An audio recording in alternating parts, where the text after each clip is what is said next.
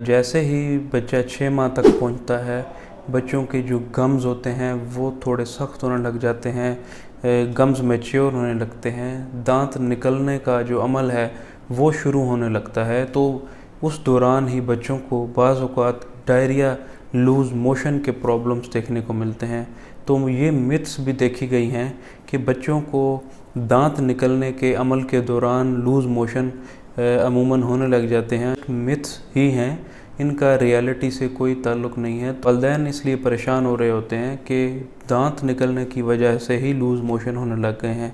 हालांकि ऐसा होता है कि ये एक ऐसा फ्रेम है, 6 मंथ पॉजिटिव डेवलपमेंटल चेंजेस होने लग जाती हैं। बच्चे हाथों से चीज़ों को ग्रैब करने लगते हैं, सलाहियत पैदा होने लगती है कि वो हाथों से चीज़ों को उठाने लगते हैं। जो चीज़ उनके हाथ में आती है उसको वो मुंह में डालने की कोशिश करते हैं, क्योंकि एक तो उनके रिफ्लेक्सेस बन रहे होते हैं और साथ जब उनको गम्स में, मसूड़ों में इरिटेशन होती है तो वो जब दांतों के नीचे चीज़ें चबाते हैं तो उससे उनको थोड़ा सुकून मिलता है।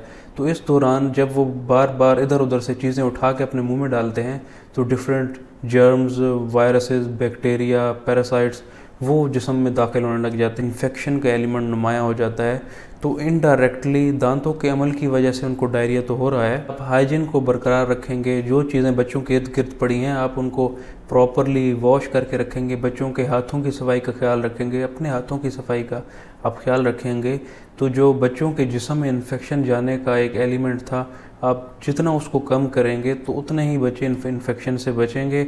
आप टीथर बच्चों को दे सकते हैं जो सॉफ्ट टीथर होते हैं, ताकि बच्चे दांतों के नीचे उनको चबाएं और उनको जो पेन, इरिटेशन मसूड़ों में फ़ील हो रही थी वो उनकी कम हो जाए। उम्र 6 माह तक हो गई है, अब उनके गम्स में इरिटेशन होने लग गई है, उनके मसूड़ों में पुख्तगी आने लग गई है, दांतों का निकलने का अमल वो शुरू होने लग गया है। तो बच्चों में चिड़चिड़ापन, उसके अलावा दांतों में, उसके अलावा जो गम्स में पेन, इरिटेशन, सोजिश जैसे प्रॉब्लम्स ज़्यादा देखने को मिलते हैं। तो इनको ट्रीट आउट करने के लिए कुछ ऐसी जो होम रेमेडीज़ हैं, वाटर कॉटन के साथ, साफ़ कपड़े के साथ उनके दांतों पे लगाएं, इससे उनको सुकून मिलेगा। उसके अलावा जो कैमोमाइल टी बैग्स होते हैं आप उनको कोल्ड वाटर में सोक करके रखें।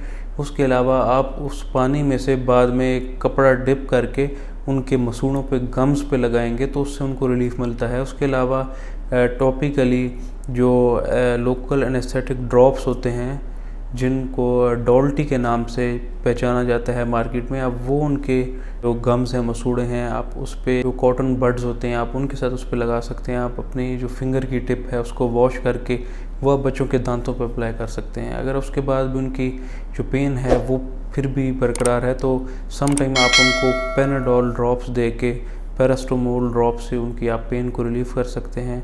उसके अलावा आप बच्चों को टीथर दे सकते हैं। टीथर को जब वो गम्स के नीचे चबाते हैं तो उससे भी उनको रिलीफ़ मिलता है, उनकी जो पेन है वो कम होती है।